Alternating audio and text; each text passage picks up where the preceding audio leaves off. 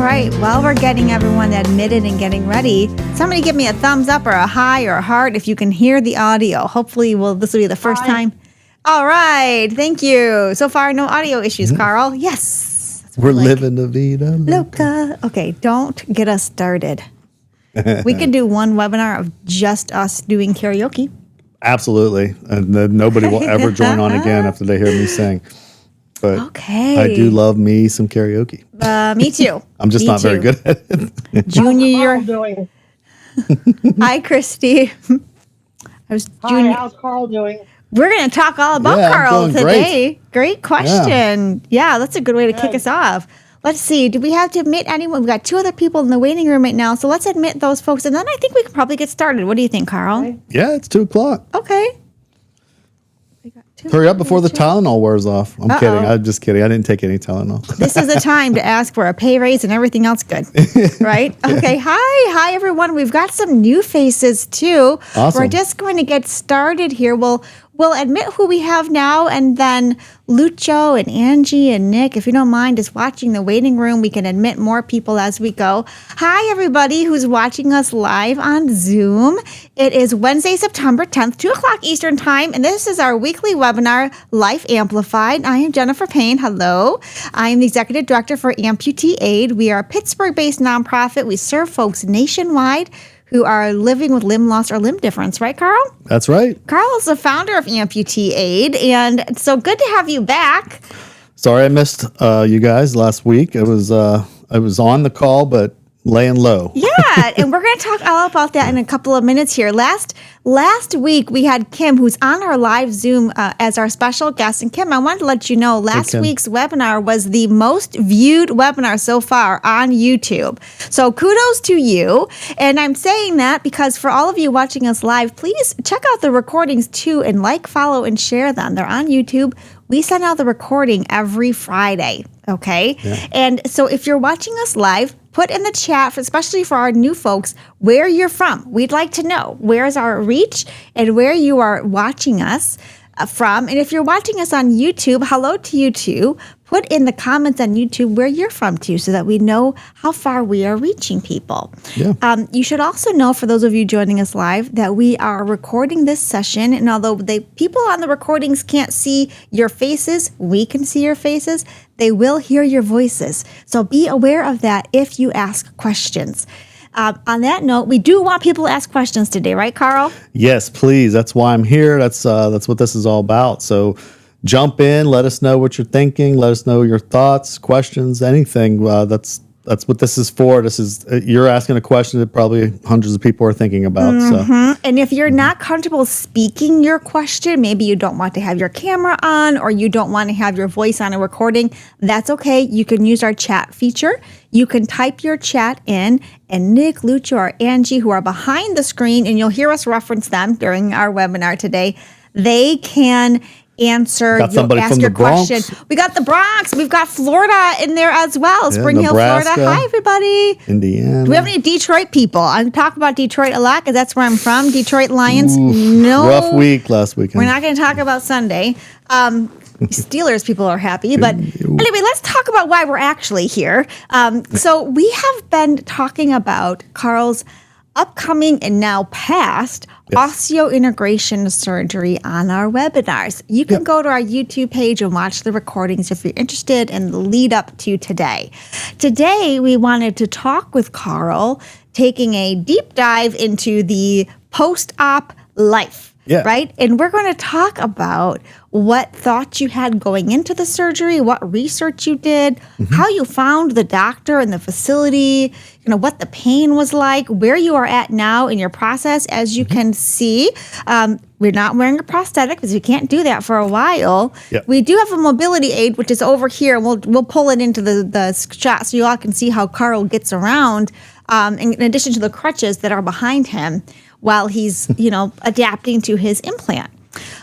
We pulled questions on social media, Carl. Okay. And we also pulled some questions from some of our clients, and I wrote them down on my phone. So I'm listening to you, but I'm gonna do the millennial kind of thing and be staring at my phone some of the time too, because I want to get these right. Good. So, but that being said, I haven't seen all these questions, so we are going. This is live. This is just my reaction. So if I'm a little off on my answers, just be patient with me. But that's what this is all about. We want to be genuine and sincere, and I want to make sure that it's real. It's not Rehearsed. Nobody's prepping me or telling me what to say or what not to say. That being said, again, disclosure: I'm not a doctor.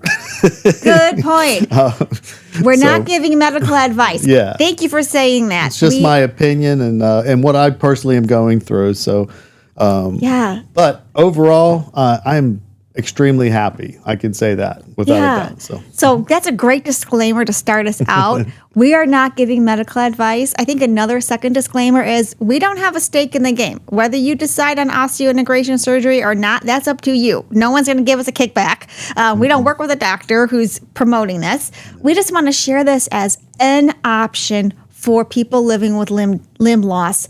Something that you want to talk about with your family, your healthcare provider, and your support system, right? The key takeaway today is that, right? It's just simply to get information out to the community so they can help them make an informed decision if this is right for them or not. Yeah. So I'm going to start with the questions that we received on social media, Carl. But anyone else, if at any time you have a question, don't hesitate to interrupt. You can come off of mute if you would like, or type in your question and we will read it, okay? There's no particular order of importance for questions. That being said, let's start with kind of a foundational one that we received on Facebook, which is what led you to decide on osseointegration surgery? Okay, so number one reason was efficiency. I mean, that's just the true facts. Like I wanted something efficient. I have 3 legs that I use, and I use all 3 of them every day. A running leg, a water leg, and a regular leg. 3 different sockets, all these different parts, things breaking, different liners, different socks, different comforts. And then that brought along other problems for me: rashes, discomfort, hot spots. All those things were starting, and then also considering the fact that I had really bad phantom pain. I see. So to me, osseointegration is going to remove the socket completely. So you would still have to switch out for a running leg, but your everyday leg is also your water leg because it's waterproof, it's fine.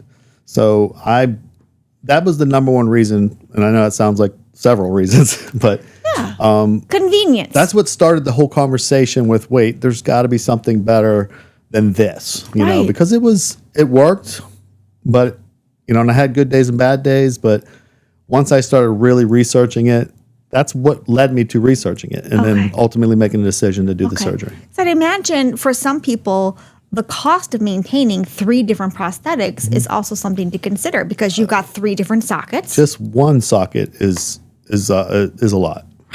Right. So on that point, you headed toward our next question. So the first thing is, what did you think about efficiency, convenience, right? Use, daily life. And then you started doing research and asking around. So as you're doing your research, 2-part question. Number 1, where did you research? And number 2, what kind of pros and cons did you find out during your research? So initial research was awful. What I found was that it's not possible. You cannot do below the knee osseointegration. And why is that? Because in certain fields, it's not approved. So because I went to a different provider that didn't approve it, I just assumed that it wasn't possible. But further research and probing questions, I found out that it's rare because there's not that many hospitals. There's only 2 that I'm aware of that are doing it. And where are those hospitals? New York and Colorado. New York and Colorado.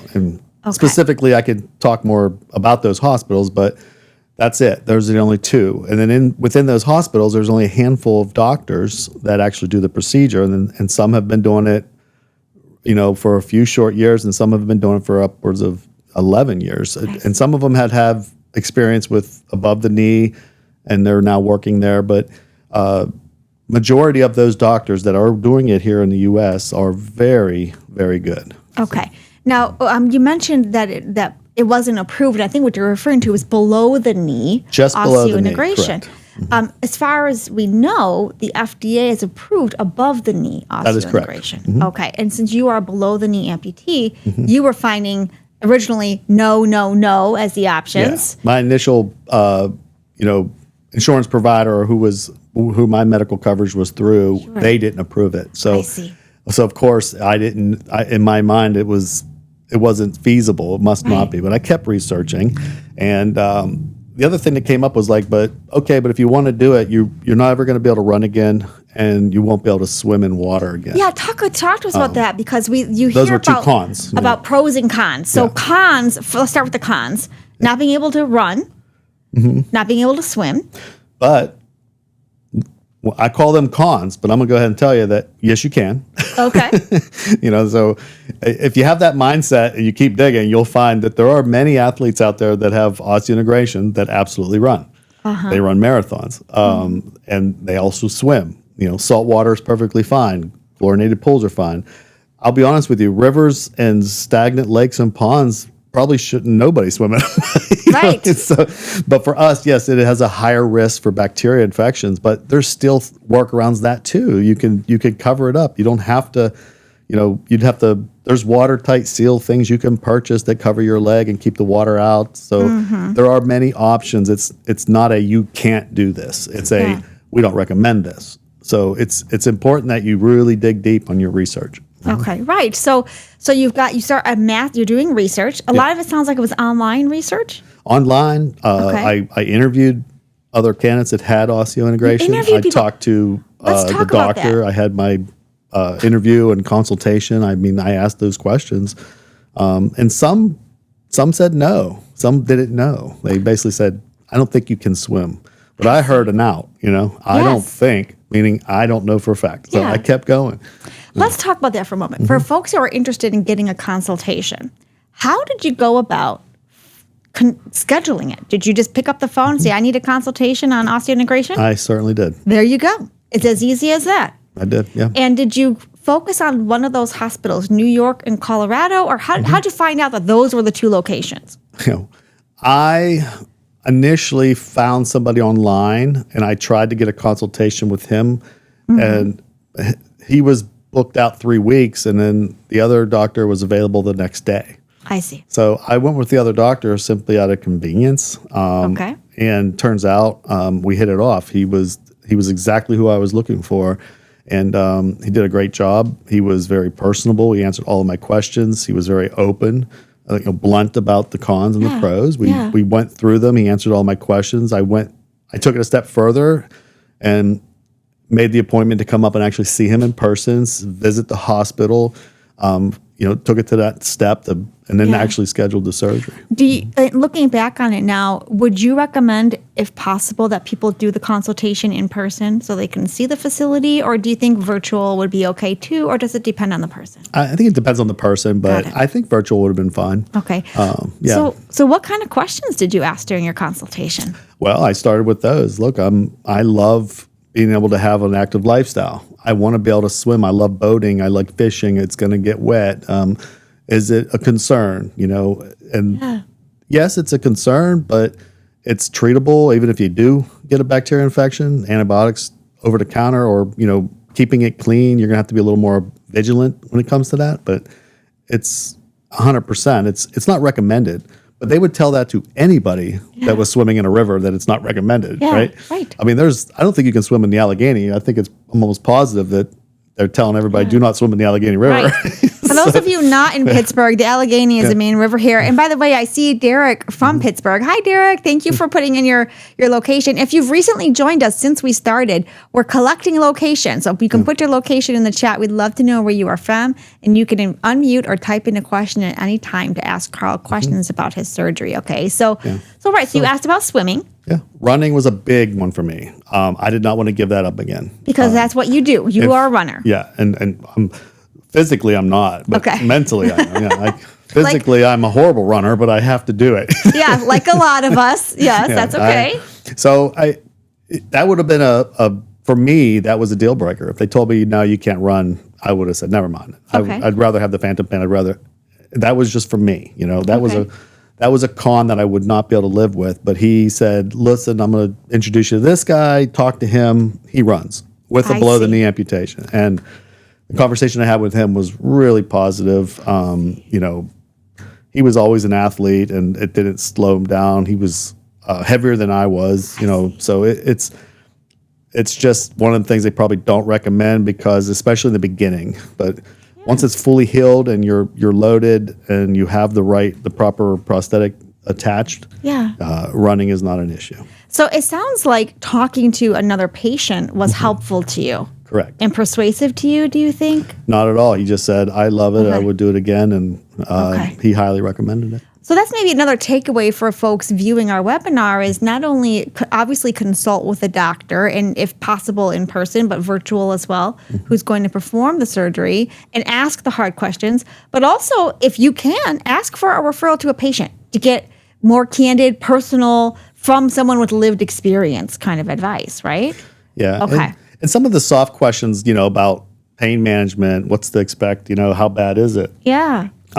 I think the doctor did a great job of preparing me, because I was expecting significantly more pain, significantly longer recovery, and it was not the case. I felt like I recovered really fast. Yes. The pain was very manageable.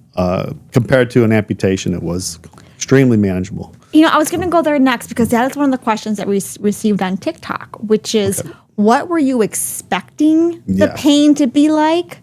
And then what was it actually like? And let's talk about first during the surgery, like the day after, and then kind of a couple of days later, like what were you expecting?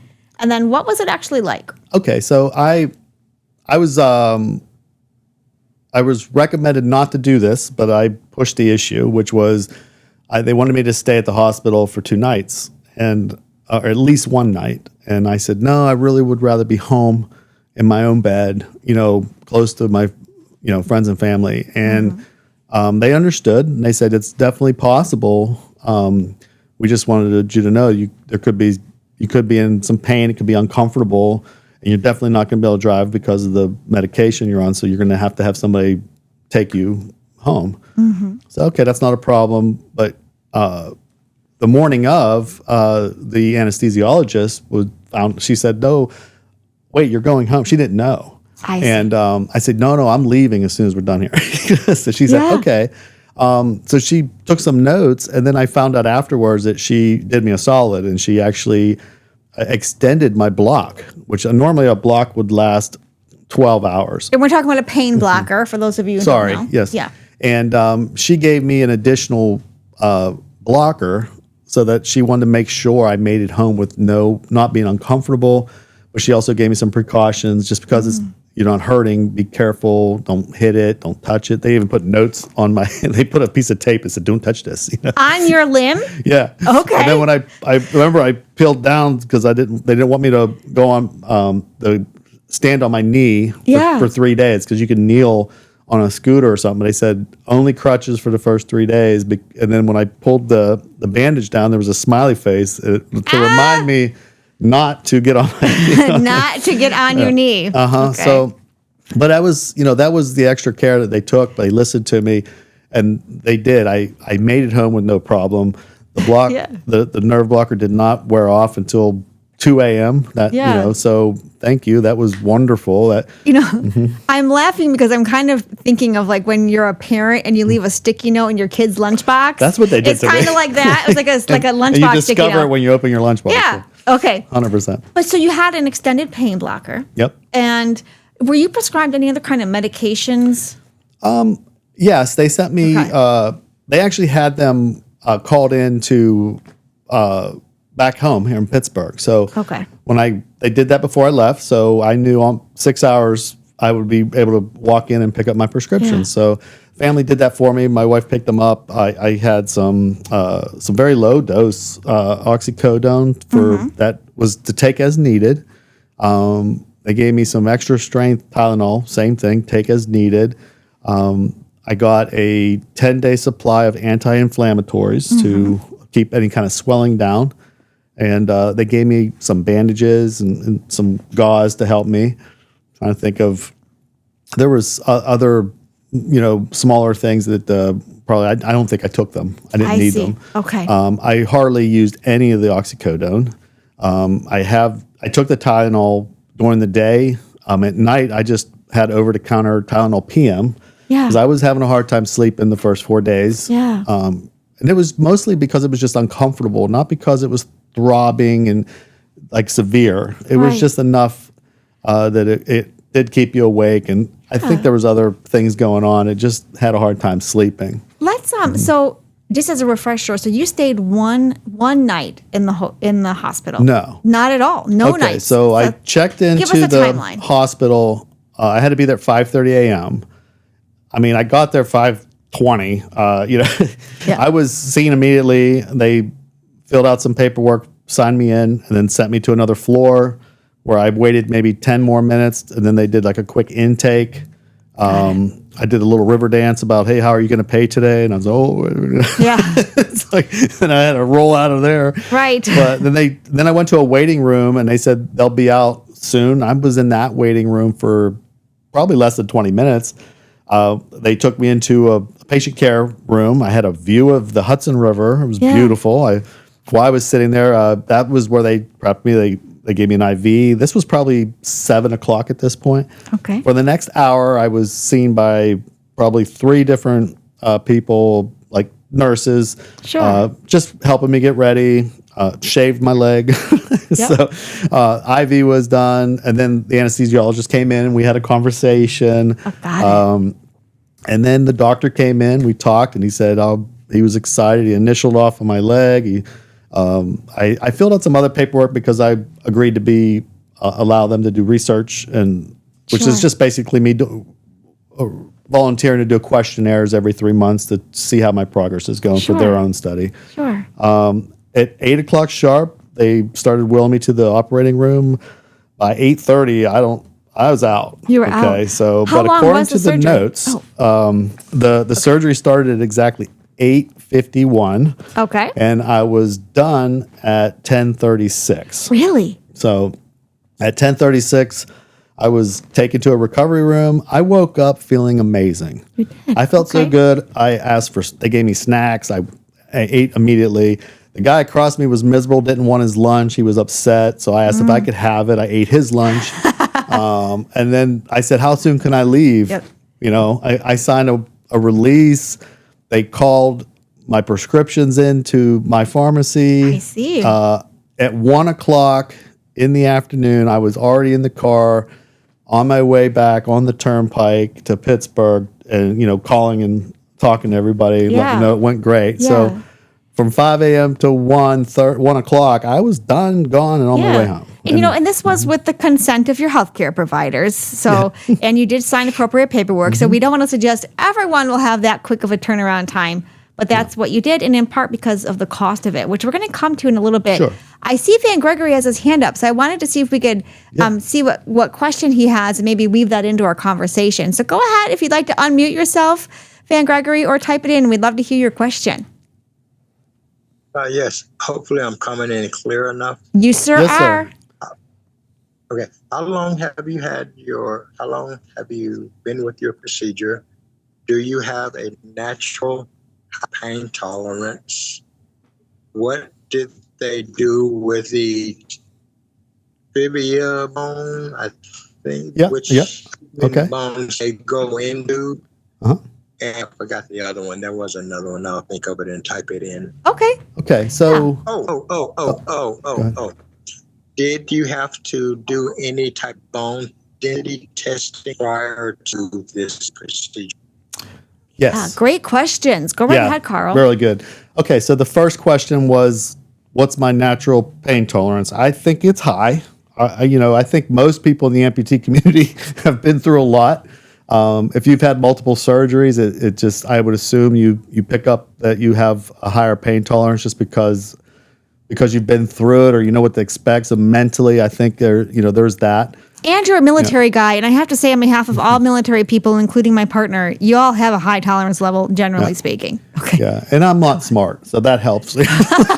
I'm a little dense. Okay, you said that. But I mean that from the bottom of my heart, like on a scale of 1 to 10, 10 being the worst, which was an amputation. And I think, this was significantly less pain than the amputation's recovery itself. Is for me. It was like I burned my hand on something and it was just healing, especially the first 2 days, maybe not. There was some throbbing. But other than that, it was just the healing process, and my pain tolerance, I think, was spot on. I don't think it was that bad. Yeah. It was bad, but not as bad as what it could have been. Did you have to do a bone density test beforehand? So they did a CT scan, an X-ray, so that they could measure it, make sure they had the right size implant, and they do, they want to know the length, so that's important. They have to have enough length and girth, I guess. Mm-hmm. So not everybody will qualify for an osseointegration when it comes to below the knee, because you could have the bone doesn't have the girth or the length.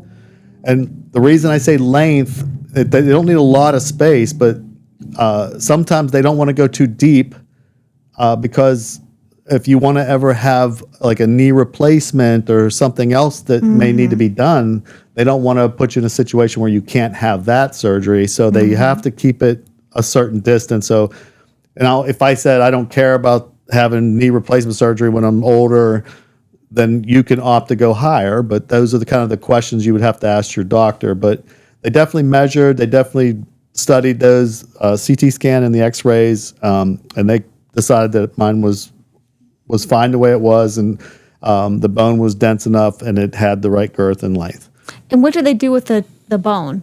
Oh, so the other bone, which is your other residual bone, which is so you have the tibia is the main bone, then it's the fibula. So we'll call it the other bone, because as we said, we're not doctors. They didn't do anything with that bone. It's still there. It's just nothing nothing was changed or touched with that other bone. It's still there from the amputation. It's been cut and it's just hanging loose next to the other one. Yeah.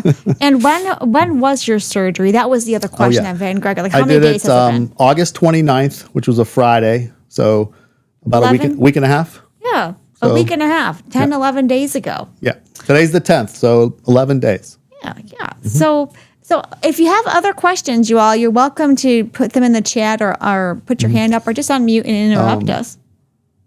Look, there was another part to this question. Did I miss anything, Van Gregory?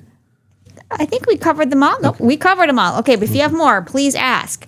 So, because I want to stick on this timeline. So you went home, and like we said, that was with the consent of your healthcare providers. You signed the paperwork, so that doesn't mean everyone will be in and out the same day. Right. But then tell us what was your kind of aftercare plan for those first couple of days, and we do have videos. So we asked Carl to record a video every day for the first 3 days, and he did. They are on our social media, so you can go and watch them. And they're hilarious. They're so bad. They're so awful. Yeah. I'm like half out of it in the one, and better on the third one. But I was a mess. I don't know why I agreed to do that. Because I told you to, and I think on one of them you were heavily medicated. And he was not taking illicit drugs. I think you mentioned an illegal drug. He was not. He was using his prescribed medications. But you can watch them and you can see the progression. No. So describe for folks two things. Number one, what were you told it was going to be like? Like, what are the things you had to do for those first 3 days? And also, if you can give a feel for what the physical sensation was like. Was it throbbing? Was it like a stove feeling that you mentioned? Give us a visual of that. Yeah. So the surgery was Friday. Got home Friday night. Long drive. I was told to rest, keep it elevated, keep it bandaged, keep it clean. I think they gave me till Monday. And then on Monday, I was able to take the bandages off. I was allowed to get it wet at that point and take my first shower. I'm sorry. I messed up. Monday was when I was allowed to take my first shower, but I wasn't allowed to get it wet until Wednesday. So I think that's 5 days. And then on Wednesday would be the first time I was able to remove all the bandages, clean it up, and then actually start bandaging it myself every day with a different wrap. Okay. But the pain was, once the block wore off, it was a slow steady, like you could feel it coming. So it started to get like a throbbing or burning. Like I said, How long, it was by the like, way, when did the block start wearing off for it you? wore off at 2:00 in the morning, almost on the nose, Okay. where I remember laying there and feeling it just starting to throb. Like you could tell the blood was starting to flow back into, like I could feel it. It started off as like a burn, like literally if you burn your hand on the stove, that's Okay. what it felt like. But it was like slow burn, and then it started to throb. By midday, it was throbbing, and that's where it was probably the most pain. Would have been Saturday midday. By Sunday midday, I felt like I had figured out the routine. Keep it elevated, put a little ice on it if necessary. Tylenol seemed to take the edge off. It was just time at that point.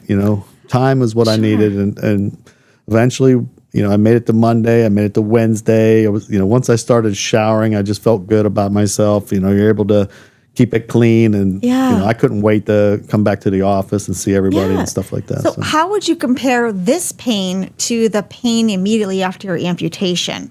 Oh, not even close. Yeah, I see. The amputation for the first 10 days was pretty painful. Now I had blisters too, so that didn't help. Meaning, like if you're laying there and your legs propped up and you're taking some pain meds, you're okay. You're watching TV or you're sleeping, but the pain meds I had for this, they weren't that strong, so nothing was going to knock me out or put me to sleep. It wasn't that strong, and I felt like even back then, like when you stood up or you started to move, that's when the real pain would start. Anytime you had to move or go do something, it was pretty painful to because the blood would rush to that area when you stood up. The blisters would burn really bad. So that was a different ordeal completely for me. I see. I see. So what kind of limitations, if any, did you have on your physical activities other than obviously don't get it wet? What does that look like? What are your physical limitations immediately after your surgery, and what is a timeline for being able to use your prosthetic leg? Okay, so the next step is, obviously not getting an infection. Like there are setbacks. You falling down or hitting this implant before it heals properly could cause setbacks, but I haven't had any setbacks. I'm doing good. And I went to, I'm scheduled to go back on the 17th. So next Wednesday, I go back to see the doctor. They will then give me the device to attach that will allow me to start loading weight. So you slowly, progressively start to add weight. And when I say add weight, it's just your own body weight, pushing down. You put a scale on like a stool so you can stand and then just slowly add weight to it as you can tolerate more weight. And when you get to a point where you can tolerate your body weight, then now you're ready to go ahead and have a prosthetic device attached. Do you have a sense for, on average, how long that takes for someone of your type of patient? How long it would take to be able to sustain your body weight? 2 to 4 weeks. 2 to 4 weeks. Yeah. Okay. Now that's what they're based on my body, my weight, and my age or whatever. Okay. But I don't know if it could be different for anybody. But initially, I was told it could take a month to heal, and then a month to load, and then another 4 weeks of practicing and waiting for your prosthetic. Okay. So they told me expect 90 days, but I feel like I'll be walking in 100% 45 to 60 days. I see. And when you're at the point of being able to sustain your own weight, will you go back to your normal prosthetist to just go back to Yes, you a clinic can. person? Okay. And is that what you plan to do, or are you not quite sure yet? Yes, I unfortunately I'm a little unique situation. Yeah. My device provider was a friend of mine, and he recently was promoted, and he moved to Colorado. So I'm in transition with a new. So I don't know. I mean, I have to meet with them, but I'm being reassured every day that they already have experience with osseointegration. They know what they're doing, and I feel comfortable, so I'll be okay. Okay. I have some more questions for you, but I see Van Gregory had a question, and then John has a question too. So Van Gregory, did you still have a question to ask us? It's one of them is the same as John's question. So in conjunction with that, how long have you been an amputee? And John's was my other one as to why did you decide to actually do that. And I apologize, you've already addressed those two. No, it's okay. Yeah, that definitely was the first question. Yeah, but we'll answer it for folks who are joining us later or maybe didn't catch the answer. So for how long have you been an amputee first? I was an amputee in February 2022. Yeah. So 3.5 years. 3.5 years. And then what made you decide now this is when you wanted to get OI? Yeah, short answer, because you can go back and look at the and watch the video again. But it was a choice I made based on wanting to be more efficient with my lifestyle. I did have a lot of struggles with my socket fit. I have 3 legs, and it was very expensive to maintain 3 legs, 3 sockets, the comfort of each, having the liners, different socks. I do triathlons. I like to run, swim, and bike, and it was starting to get to a point where I was getting rashes. It was discomfort. So when I went and research led me to believe that this would be, I could eliminate it down to 1 leg and then just change out for a running leg. I would not need to worry about cleaning liners, buying new ones, all the rashes that I was dealing with. So there was many reasons behind it, but that was probably the main reason why I started to research the idea of osseointegration, and ultimately led down the road to the full decision. But that's what started it. I just thought there's got to be a better way, and I think I was right in that matter. So. Do you know, Carl, Van Gregory and John are touching on an important concept here that we also talked to a recent client about, which is the time between your amputation and your osseointegration. Because what we have found is that a lot of the research that talks about the pain, the length of recovery, how long it takes, are patients who are having them at the same time.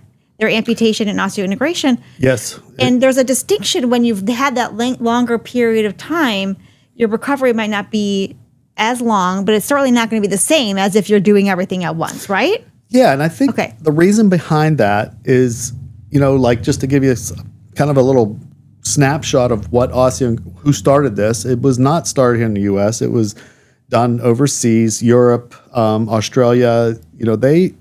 In I think even Sweden, it's a bigger push. So here in the U.S., the standard is basically a socket. You have an amputation, you heal, you get a socket, right? That's a very standard conversation with anybody who's going to be an amputee. But overseas, I don't think that's the case. If you're going to be an amputee, they talk about osseointegration. So when they amputate, they put the implant in. It's the same process. So when you research, it's trying to tell you what the recovery will be and what that looks like based on having your leg amputated and the implant at the same time, versus I went in there 3 years after an amputation, I'm just having an implant put in. So it's that procedure, yes, did they take a hammer and pound a pipe up your leg, right? That's essentially what they did. And so the thought process is, yes, it's going to be painful, but then when you research it and you start diving into it, because most of the research is coming from overseas, they're giving you answers based on, you're getting a osseointegration. They're assuming that that's also you're getting an amputation. Right. So the recovery is going to be a year, So it's not the case. If you're an amputee who's already been in a socket, who's already active, and now you're going in to have a procedure by adding the implant. And that's kind of what I found. There's not a ton of research, but it's getting there. Right. HSS, the hospital I went to, has YouTube videos, and they're really pushing. I don't know much about the one in Colorado, but right. And I will say that's the number one reason why we're doing this, is so we can start that process, because I think they've only been doing below the knee osseointegration for about 6 years in the U.S. And the first 3 years, it was probably very, very limited. The last 3 years, it is getting more and more popular, and it is becoming a bigger conversation for an approval process for across the country. Yeah, that's one of our goals, is to have the information out there and to share your story and your experience. knowing that you're just one person and everyone will have a different experience, it's good to see someone who's recently had the surgery and what your personal experience is that's not filtered through any research lens or we don't have to worry about health insurance regulations or what we can and cannot say. It's just an unfiltered, your personal experience. Exactly. But as we said at the outset, always talk to your doctor about what makes sense for you. Right. I have some more questions, but I see, Nick, that we have another question in the chat. Maybe you could read for us. We have a couple in the chat. Great. Let's start. It seems like they're kind of related. So, okay. Is bone density important? And if you have hardware in your leg that has been amputated, does that affect being able to get this procedure done? I'm right above the knee. Okay. And the last one, was your amputation due to a trauma or disease? Great questions. Okay, so my amputation was from trauma, not diabetic or anything like that, or no cancer. I was military. Had an accident in 2001 that led to an injury that, as I got older, progressive time over the course of that time, I had several surgeries, and eventually led to the amputation in 2022. And I always tell people, well, I got older and fatter. You know, your ankle's only rated for so much. You know, and that's what led to this. But now, as far as the other question, bone density is a factor, but it's I don't think it's a huge factor. I think most people do qualify. I don't think it's a concern, even for someone who's elderly or younger. Bone density, from what I understand, has not deterred anybody. That when I ask those questions, like, am I going to be okay? Is my residual too short, or is the bone not wide enough? Because I remember thinking that's not a very big bone, and now you're going to drill a hole in it and put titanium up there. How strong is it? But after he showed me what that implant looked like and how much of it would be in and how the bone grows into it, it becomes even stronger than it was fuses before. So when you have a bone that's not dense, putting titanium in it makes it really dense. So it's I don't, maybe density is not the word. I just think you need to have the size. And it sounds like there's more than one option of implant. So and the bone will grow into it. It's porous. So the bone, actually, the reason they use titanium is that for whatever reason, it likes titanium. It adheres to it. And the way they make this implant is it is porous, so the bone starts to grow into it. So it actually helps strengthen the bone. So yeah. And so this is a good reason you always want to talk to your doctor about what specific requirements are for you, what your body can and cannot tolerate. Do you have those questions answered from a doctor's perspective? Yeah. And did I answer the questions right? Did I miss something? So the other question was about whether any kind of metal implants you have in your leg already will interfere. That's definitely a question that you want to have with a healthcare provider, with your doctor or surgeon, to know what kind of interference there might be if you have other implants already in your leg, if you've had a knee replacement, for example, right, Carl? Yeah, knee replacement, if it's below the knee, that's a concern. But I had a lot of hardware in my ankle, but when they amputated it, they threw it out with the leg, I would assume. You didn't get to keep the metal? That's probably worth something. So it never even came up in the conversation, but maybe I misunderstood the question. If you still have hardware and somewhere else in your body, would it deter them? I don't think it would. I can't imagine why it would. But if you're talking about having hardware in the femur or in your knee or in the tibia, that's a more specific. I'd need to know more, I guess. Yeah, we need to know more and to talk with the doctor. And by the way, if you are looking to get in contact with the doctors who provide consultations, we can provide that information to you. We're happy to facilitate those conversations and get you set up with the consultation. And just to kind of help out, so if you want to research on your own, like just look up United States transtibial osseointegration. Because if you're looking for below the knee, above the knee is going to be. Otherwise, if you just type in osseointegration, you're going to get dentists and orthodontists talking about implants in your mouth, like veneers. You're you're going to get the lingo messed up. Or if you don't put in United States, you're going to get a lot of Swedish or, European research that's not necessarily going to correlate to what you're asking here in the U.S. Unless you're fine with traveling overseas to have the surgery done. That's probably, that would just be my advice if you wanted my 2 cents on it.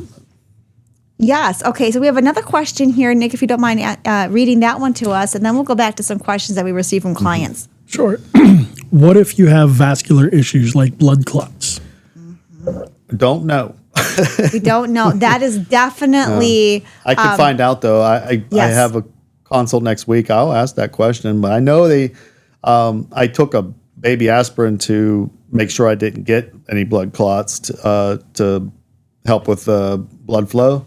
But if you have current vascular issues, you'd have to specifically bring that up in your consultation when you're asking exactly other right. And we'll get kind of a general answer that we will share with our recording as well as on social media. And for you, Mr. RoboCop Leg, I love your handle. Yeah. I love that. If you are interested in getting connected with a doctor who can answer that question specifically for you, reach out to us, info@amputee-aid.com, or you can put your email address in the chat and we'll grab it and reach out to you. And that's free. You can have that question answered because the last thing we want to do is deter you or persuade you and not have the right information with something as so serious as blood clots, right, Carl? Correct. Yeah. So I don't think it's a hard no. It's definitely something you want to talk to your doctor about, though, right, Carl? Right. Yeah.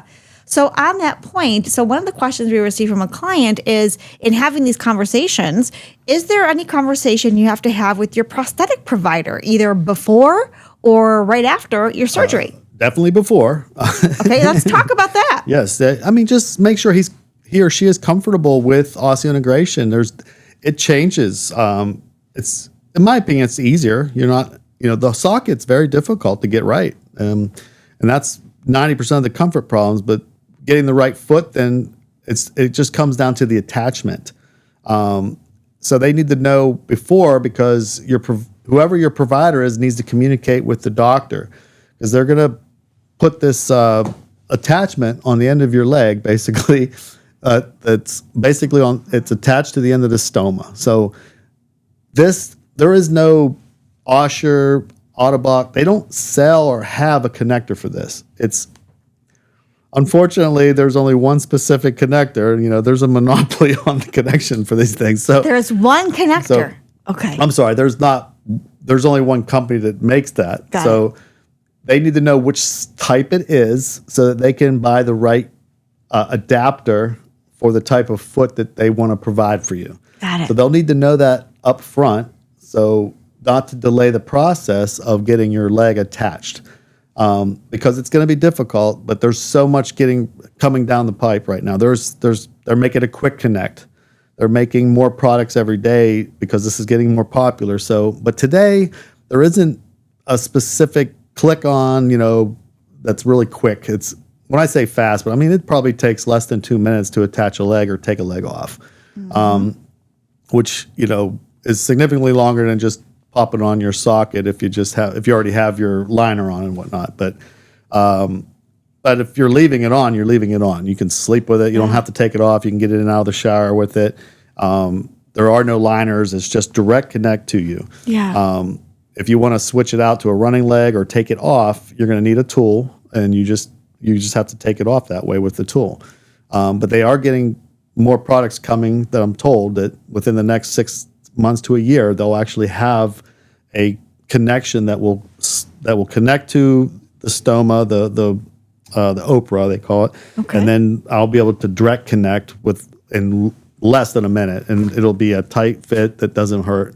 Also, this has a quick release, meaning if anything ever hit it hard, it would just disconnect, so it wouldn't damage the bone or damage the implant. So if you were, let's say, running and something, I don't know, a dog attacked you, something. It would probably take more than a dog. Okay. You got hit by a car. Hopefully that never happens. But what the point is, there is a way for there to be a release so your whole body isn't being dragged or your part of your residual limb isn't being damaged there is a release there. Correct. So what I'm hearing you say, Carl, is A, absolutely have a conversation with your prosthetic provider, and B, one of the things that they need to know is the type of attachment that they will need to order for you. Yeah, so they know how to connect it, so they'll need to communicate that. I mean, otherwise they can wait, and then you just tell them, and then they have to start from scratch. But if you give them that information up front, they can pre-order those items and have it ready. Because once you start loading, at that point, they're going to know the measurement they need. So, what's your height from the bottom? Because it's no longer going to be the same. You're attaching to your skeletal versus the bottom of a socket. So, other than that, I mean, most prosthesis is. We always struggle with that word. Everybody does. They all know, they understand the difference, and they're going to be able to manage it with you. But having that conversation before, though, if they're not comfortable with it, you have to have that open conversation so that if you need to move in a different direction with a different provider, you can do that. Yeah. And if you're not comfortable having that conversation or you're not sure how to have it, we can help. Amputee Aid can help. Right. Other nonprofits can help. Your support system can help advocate for you. This should not be treated any differently than any other time you advocate for yourself and your needs and your comfort. And at the end of the day, that's what it's about. I see we have a question from Derek, and it's going to lead into our next question. So maybe we can start with Derek's. So since you've had an amputation for quite a while, how did you address the mental aspect of it? Great question. I guess you mean like mentally I went backwards, kind of. I'm assuming that's what you're asking. Let me make sure I'm understanding my situation for me mentally was I wanted this, so I went after it, knowing that I would have to go backwards to move forward, right? So I had to go back to crutches for up to 90 days. That's hard to swallow. Yeah. I remember thinking like, oh man, I've worked so hard to be able to run at the pace I run and the distance I run. And after this is all said and done, it's like I'm starting all over again. It was tough.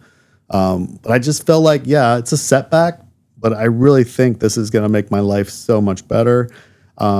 Even from the standpoint of the phantom pain issue. I wanted to hear more about that. So I'm going to ask you that question, but I think kind of related to what Derek is saying is another way to look at this is some people might say, you know what, I've been an amputee so long, I'm used to my life the way it is, and I'm comfortable in this lifestyle. That's okay too. We are not suggesting everyone needs osseointegration surgery if they can A, afford it, or B, that they qualify for it. It's a personal decision, right? Yeah, there was a time, removing the stigma of the financial obligation that I had to do to make this happen. Outside of that,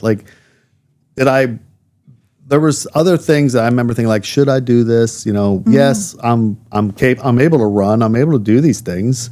Why should I risk it? Is there risk? But then I think the final reason that I said, you know what, I'm just going to do it, was when they said, well, if it doesn't work out, you remove the implant and you just go back to a socket.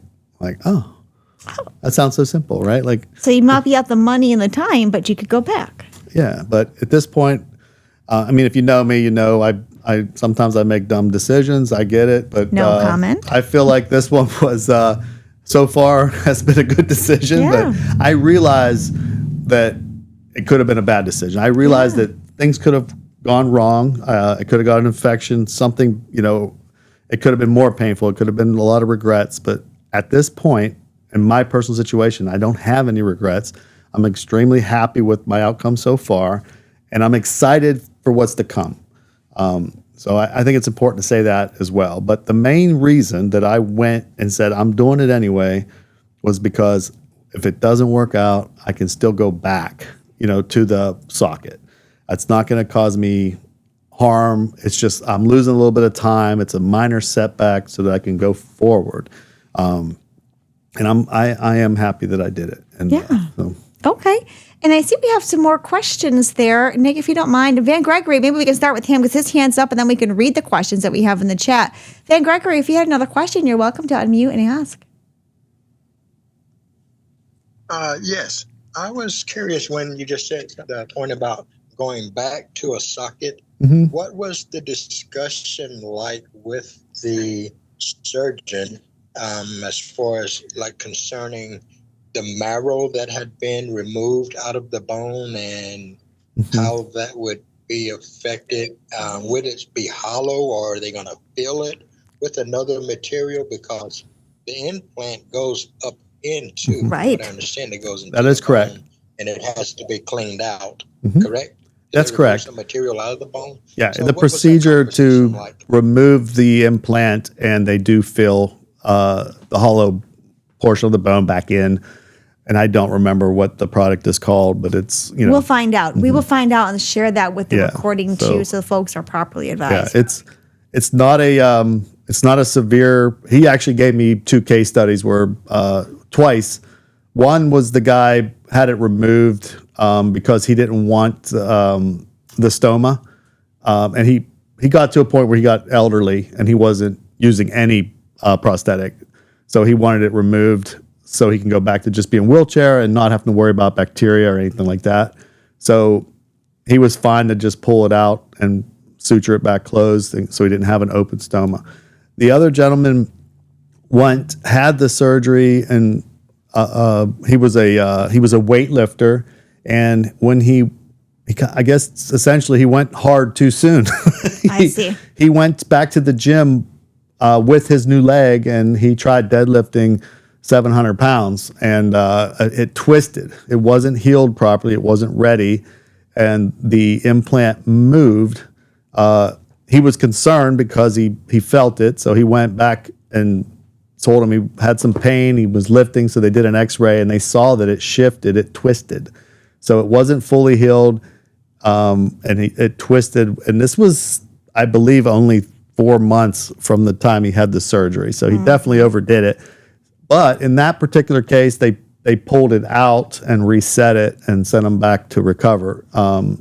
And he's still a osseointegration, patient. So he's. Yeah, But Carl, those are the only 2 I know of that my doctor talked about, where he had to remove it. Where one person removed it, went back to a socket, and then the other guy had it removed and put back in. But the removing of the implant, understandably, is a much less invasive procedure. It's no different than having it put in if you're like me. The recovery was not long. Yeah, and Carl, I think this is another good reason why when you're talking to your potential surgeon, ask for case studies that are both successful and unsuccessful. Yes. You want to know the Good range. point. And if you're able to talk to someone, HIPAA issues aside, if someone's willing to talk to you as a patient, get that information as well. So you have a good understanding of the pros, cons, good and bad outcomes. Now, on that point, I see that Crystal had asked a question about weight. Is that right, Nick? That's correct. And what is that question there? So do you know, or were you advised about a weight being an issue for this procedure? I did ask a couple questions about, is it rated for a certain weight? Even prosthetics, your feet or the attachments have weight limits depending on the type of foot you have. And most of them go up to 325 pounds, so I would assume that there is, but we were specifically talking about me and my body. And of course we didn't have any issue with that. And I'm 210 pounds when I'm in shape. So when I could be as high as 230 pounds in the off season, if you know what I'm saying. But, Okay. the gentleman that that does the marathons, he's well over 200 pounds and runs. So he's also really tall. But I don't know. I think that's more specific towards how much residual you have, and not residual, but how the distance from the bottom of your residual to the ground is going to dictate the type of foot that you qualify for. The taller you are, the more length you have, the more energy you could get out of a prosthetic. So that probably makes a difference too. But I didn't ask that question specifically. But that is a great question. But I'm sure there probably is a weight concern if you're over a certain weight, that maybe osseointegration isn't ideal. But I could be completely wrong, so I don't want to say that. We'll try to find out and share that with this recording. And obviously, that's something you'd want to talk to your doctor about when it comes to time to getting a consultation about what makes sense for you. Yeah, mental. I see another question there. popped up. Yes, mental health therapy, is it part of the eval in deciding whether you're a candidate or not? Did you have to have any mental health questionnaires or? Probably should have had a mental health therapy part, but no. Quick plug, by the way. Quick plug. We will, in a few weeks, have a therapist here live on Life Amplified answering mental health questions, relationship questions, and mental health questions. So stay tuned for that. If you would like to ask those questions, that would be a great time to have a licensed professional here for us. Gotcha. But for you, at least, there was no kind of mental health screening that was required for your surgery. No, and I didn't pick up on that vibe that the doctor was asking any questions, to verify that I wasn't a crazy person. He was, it was just a normal conversation. Nobody asked me, was somebody making you do this or making sure that my mental status was 100%. Okay. I did not do anything along those lines. Okay. It says, I can read this one. If you go back to socket, will you lose bone length? So I know they cleaned the end of the bone before they drilled, but that's it. And that was because I had a few spurs, like calcium, that grew out from the amputation surgery. But no, you don't lose length.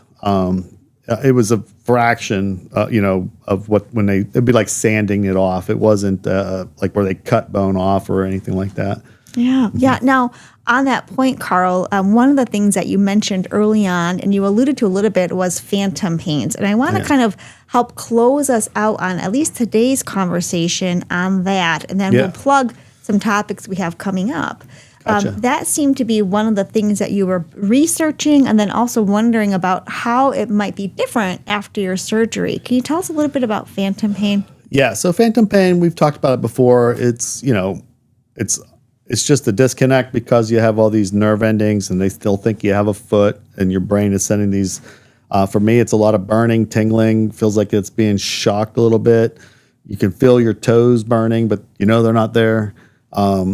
When I first had the surgery, the first couple days, it actually got worse. But I remember somebody telling me that was going to happen, that it would get worse, but it will die down. And I got to the point now where even it's nowhere near what it was. It actually did subside significantly. But even right now, as we're talking, I can feel my toes, like we're talking about it. And but I know that now if I just tap the end, the vibration alone, it goes away. Like it's that simple. Your brain now. So I know, that there is a sensation and where it's coming from. You used to be able to just kind of rub your leg, and that helps too. You get a little sensation there, and it stops the phantom pain.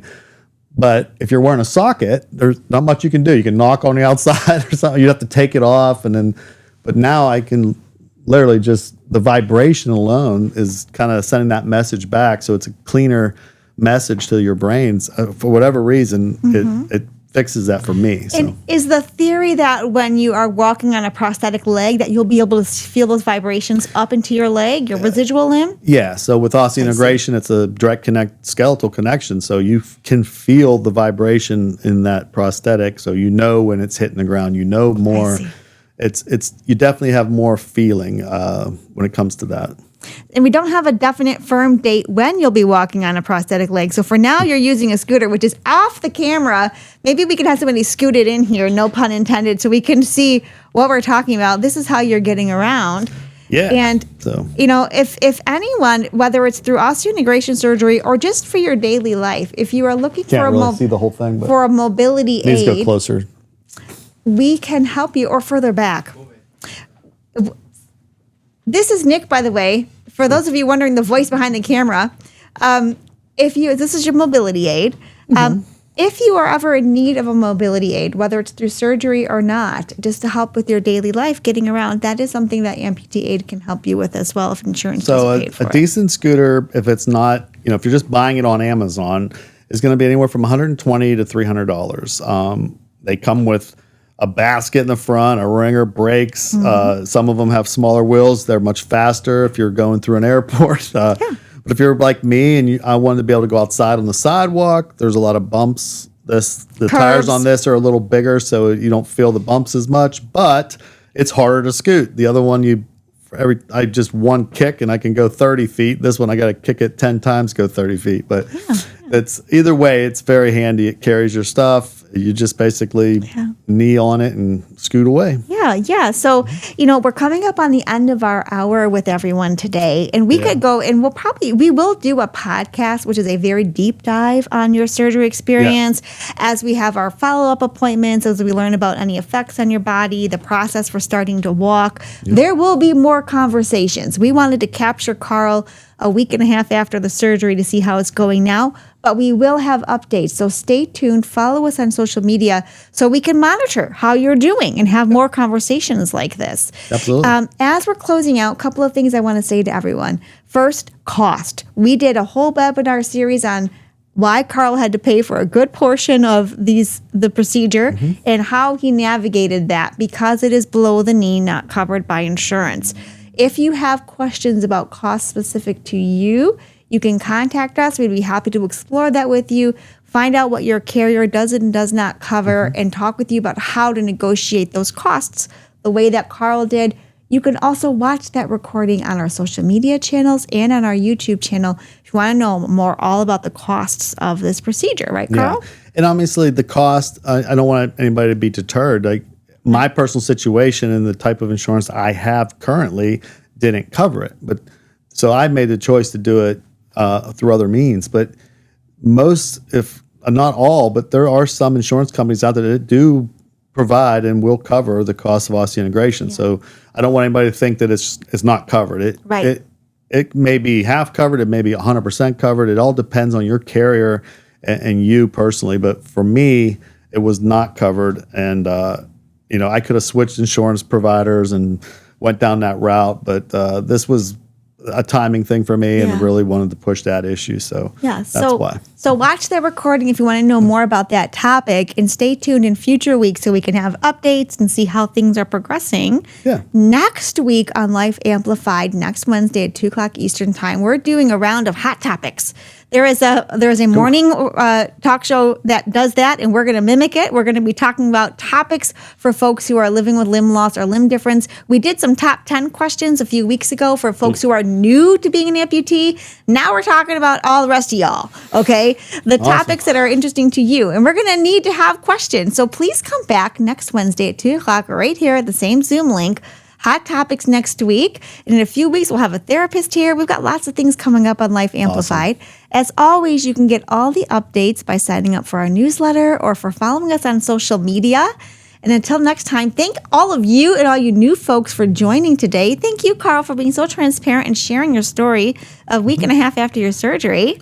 Yeah. And, I have just throwing it out there before we end. I know we're running out of time, but next week I have my visit. I'm going to try to get that done before the webinar so I can log on and give a quick update. And then also wanted to point out that what was I going to say? The prosthetics that they're offering for the loading and stuff like that. I need to get more specifics on what those are called so that we can have that added into our conversation. So, also, I don't know if you want to post those 3 videos up we will on our website, but I also have photographs that if anybody truly wants to know specifically what it looks like at the attachment or where the implant's at. I'm obviously not going to do that on a live camera, but if you want to see the progression of the actual stoma, I would share those if it's something you want to see and you want to understand. So that's something we should talk about as well.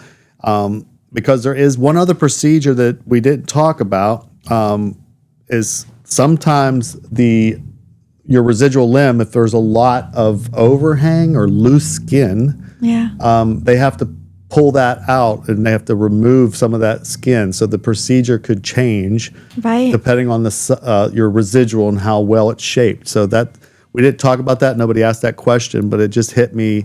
I forgot to mention that. So if you have a large, bulbous residual limb, there could be an additional procedure that you have to do to remove that bulbous part, so that, because you don't need, when you have a prosthetic socket, they want that bulbous, they want that muscle to help pad the bottom of your leg.